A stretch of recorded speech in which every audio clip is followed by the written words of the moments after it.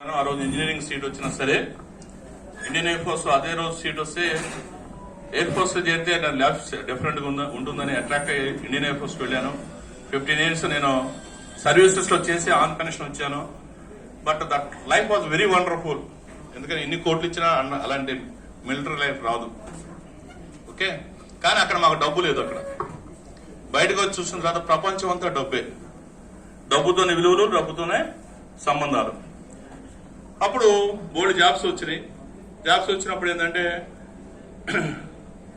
ఒకే ఒక concept, calculations మొదలైనవి. ఎందుకంటే అక్కడ నేను ఏమైతే పోగొట్టుకున్నానో ఆ చదువు నేను చదివాను. I did my MA, MBA, PGM, LLB.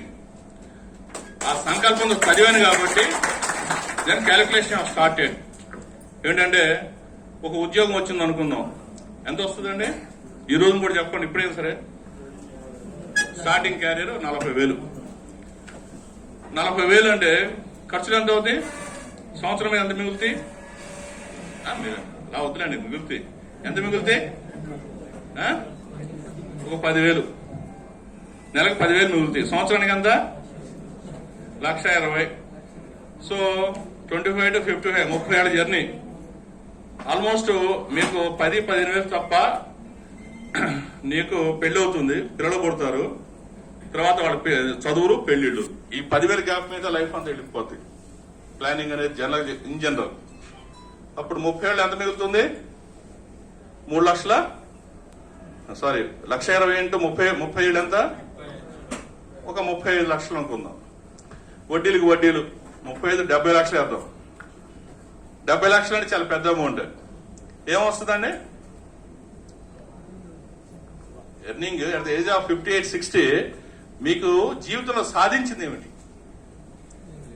ఎందుకు లేదు? 70 లక్షలు ఉందిగా. ఎస్, ఒక ఇల్లు కాదు. మీ గ్రామాల నుంచి, అటు వరంగల్ నుంచి కానీ, ఇటు నల్గొండ నుంచి కానీ, లేకపోతే మన కోదాడ ఏరియాస్ నుంచి కానీ, ఆమన్గల్, ఎందుకంటే ఇప్పుడు Kalwakurthy, Srisailam, there are no resources of, no opportunities in and around. మరి అన్ని వదులుకొని మనకి అవకాశాలు, అవకాశం ఎదుర్కొని ఇక్కడికి వచ్చావు. దేనికోసం?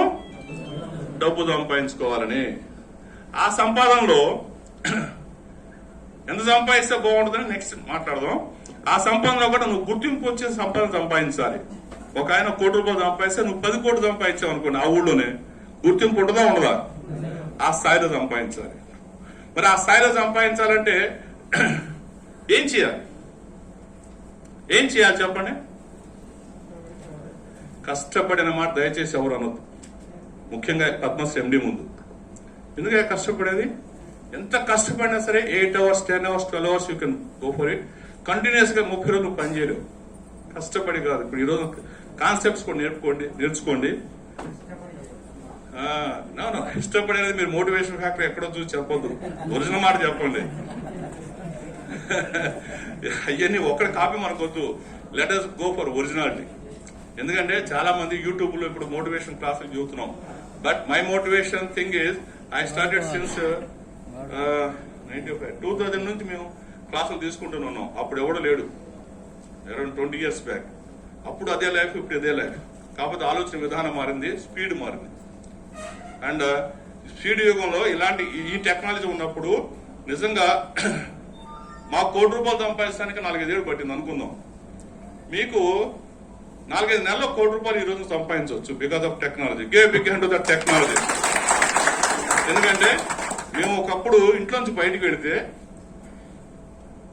అప్పుడు ఎంతమంది ఇళ్లలో ల్యాండ్ లైన్స్ ఉన్నాయో మరి పాత వాళ్ళకి తెలుసు, కొత్త వాళ్ళకి తెలియదు. మీరు నమ్మరు కూడా.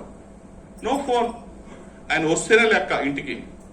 ఏమంటే ఆయన సోన్సో అని, అది కూడా ఇంట్లో పక్కన ఎవరికో ఫోన్ చేస్తే ఆడు చూతారు. ఆ వ్యవస్థ నుంచి వచ్చిన వాడు. నేను పుట్టినప్పుడు మా ఊళ్ళో నేను 6th చదివేంత వరకు కూడా కరెంట్ లేదు. ఇప్పుడు land in only we use to study. But we're brilliant and we're on top of the society. గుర్తుపెట్టుకోండి. సంకల్పం అదే చెబుతుంది. నువ్వు ఏ పరిస్థితులు ఎట్లా ఉన్నా సరే నీ సంకల్పం స్ట్రాంగ్ ఉంటే you can become a leader. You can become a leader. You can guide lot of people like. So అది అనేది, ఆ కమాండ్ అనేది మీకు రాగలగాలి. సో అలాంటి స్థాయి నుంచి మేము ఎయిర్ ఫోర్స్కి వెళ్ళడం జరిగింది. వచ్చాము, ఎదురాదు ఉద్యోగాలు చూసుకుంటుందా చెప్పాను కదా కాన్సెప్ట్. నువ్వు ఎంత సంపాదించినా ఒక 60-70 లక్షలు సంపాదించవచ్చు, లేదా 1 కోటి రూపాయలు ఏది లీగల్ గా. ఇల్లీగల్ వెళ్తే గుర్తుపెట్టుకోండి, అంతకన్నా వరస్ట్ ఇంకోటి లేదు. High tension. ఆయన 70 లక్షల బదులు 70 కోట్లు సంపాదించాను అనుకున్నప్పుడు టీవీలో చూస్తున్నారు కదా, ఏది ఏసీ గోల్డ్ పట్టుకోవడం, వ్యవహారం చేయటం, తర్వాత వాళ్ళ సొంత పేర్ల మీద కూడా బెనామీ పేర్ల మీద ఉంటాయి, కారు కూడా కొనుక్కోలేరు హైయర్ అఫీషియల్స్.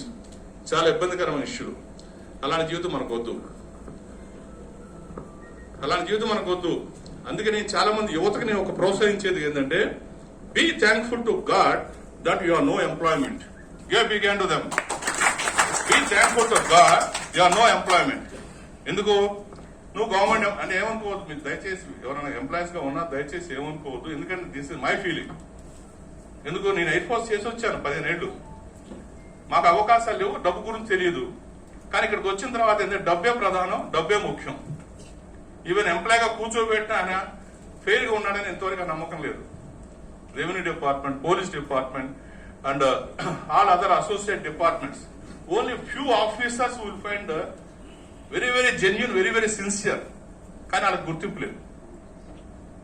కానీ అన్ని అవకాశాలు ఫ్రీగా ఉండి ఓపెన్ గా, స్వచ్ఛంగా, నిజాయితీగా బిజినెస్ అన్ని బిజినెస్ లో ఉంటే, ముఖ్యంగా రియల్ ఎస్టేట్ లో ఉంటే నీకు గుర్తింపు వస్తుంది.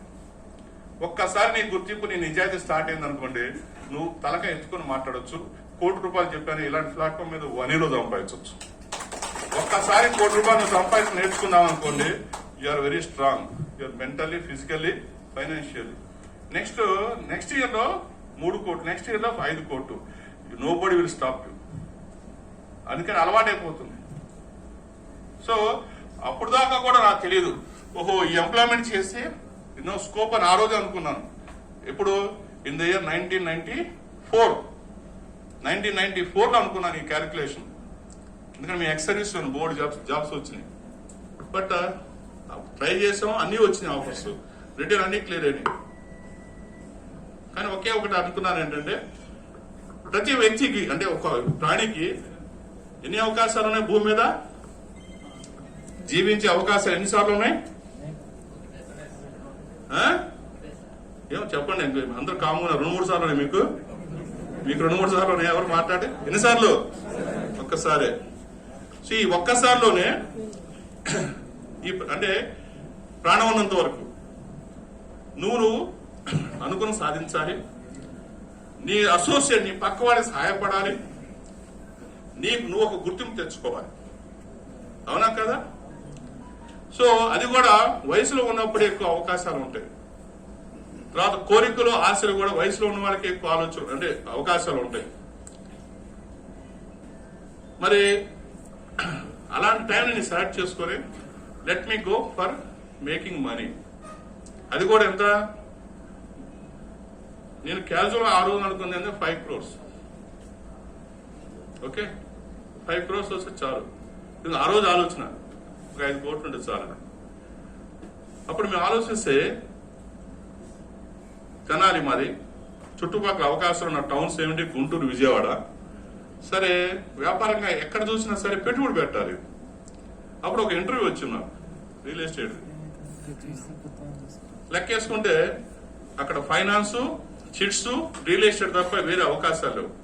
దాంట్లో ఐ సెలెక్టెడ్ రియల్ ఎస్టేట్.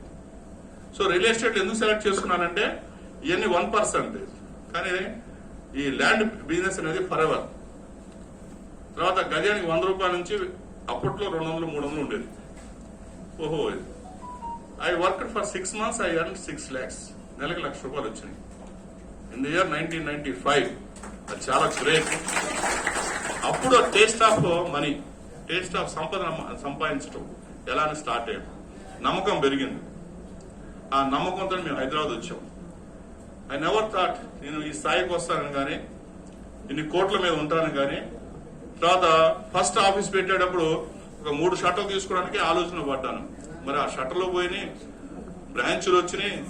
మరి ఆ రోజు నా దగ్గర ఉన్న 3 ఎంప్లాయీస్ 3,000 ఎంప్లాయీస్ దాకా స్టార్ట్ అయ్యారు, including marketing network.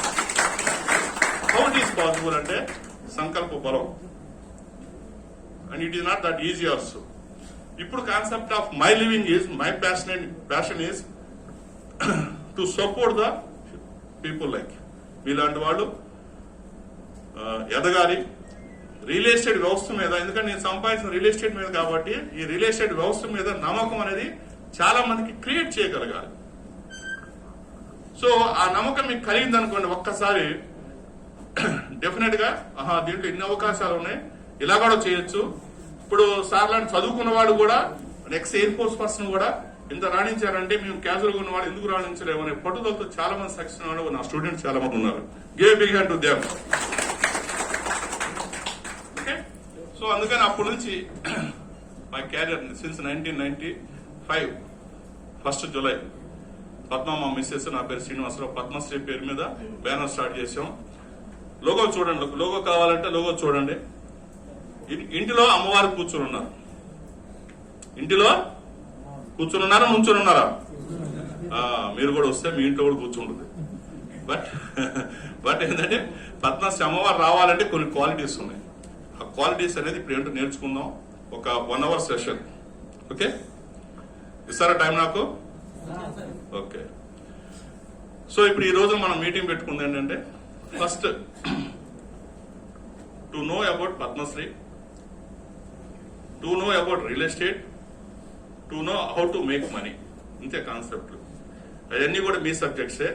So Padmashri అంటే మీకు ఆల్రెడీ చెప్పాం, this is 16 years aged company. మరి ఒక ఆఫీస్ స్టార్ట్ అయ్యి విజయవాడ, గుంటూరు, ఇంతకుముందు 10 బ్రాంచెస్ ఉన్నాయి. అన్ని వెంచర్ క్లోజ్ చేశాను. ఓన్లీ విజయవాడ, గుంటూరు, హైదరాబాద్ 3 బ్రాంచ్లు ఇప్పుడు నిలిపాం. తర్వాత ఇప్పుడు హైదరాబాద్ ఎక్స్పాన్షన్ మళ్ళీ వెళ్తున్నాం. కాబట్టి ఇప్పుడు పునాది ఈ రోజు మీటింగ్ అని మేము అనుకుంటాం.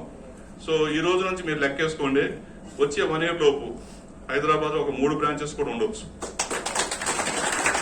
5-6 వెంచర్ నడుస్తూనే ఉండొచ్చు. That capacity I have.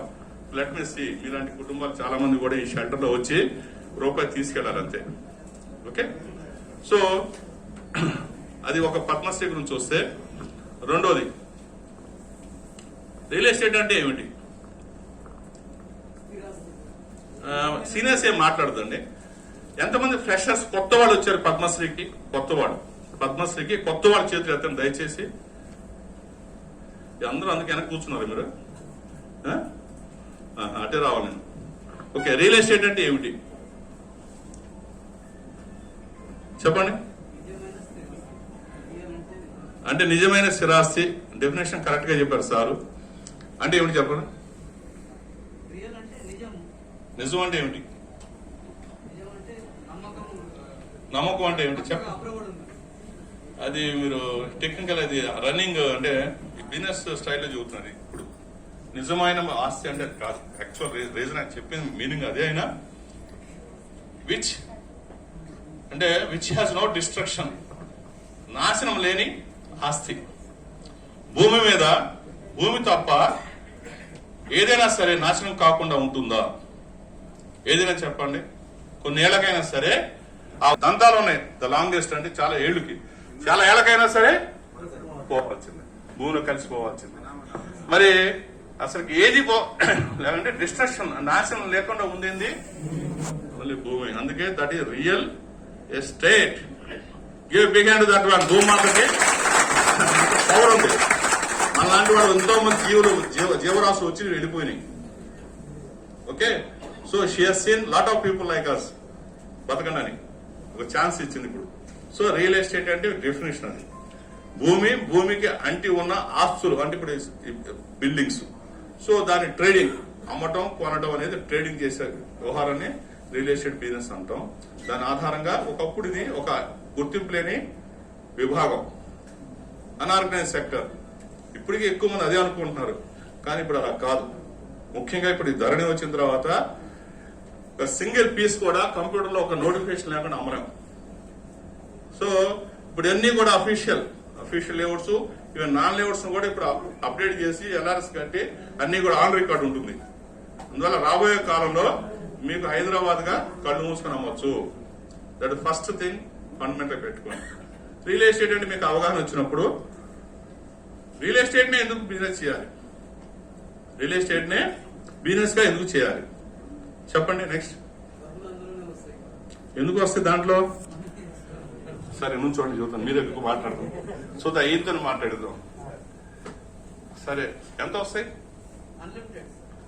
అలా వదిలేండి, మనం ఒక టైం పెట్టుకుందాం, సంవత్సరం అనుకుందాం. మీరు కొత్తగా వచ్చారు కదా సార్. కొత్తలేండి, పెళ్లి కానంత వరకు కొత్త పెళ్లి కొడుకు అంతే కదండి. పెళ్లి చూపులు చూస్తున్నాడు ఆయన, బట్ ఇంకా మరి అవలేదంటే మరి పెళ్లి కొడుకే కదా. Your lucky. నన్ను ఫ్రీ విల్ గా మాట్లాడుకుందాం అంతే, ఏం లేదు. సో 1 సంవత్సరం టైం ఇచ్చాం అనుకోండి, ఎంత సంపాదించాలి? 10 లక్షలు, 25 లక్షలు. సరే 2 lakhs పర్ మంత్, 24 లక్షలు అంటున్నాడు ఆయన. Okay, give a big hand to him. ఆయన ఆలోచన 2 లక్షలు వచ్చే చాలు.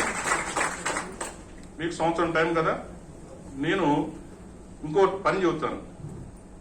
48 లక్షలు అంటే 50 లక్షలు ఇస్తాం మీకు, ఒక్కరోజే పని చేసి వస్తారా? అరే ఏం చేయాలంటే నువ్వు అడగలేదు కదా, డబ్బు సంపాదించాలి అనుకున్నావు అంతే. ఏం లేదు, ఒక కత్తి ఇస్తాను వెళ్ళి ఇంకో ఇది పొడిచిరా నా సుపారి, అవునా కదా అండి? That's great, that's correct. కూర్చో, అట్లా కూర్చో. అది అర్థమైందా? సమాధానం చాలా పర్ఫెక్ట్ గా చెప్పారు.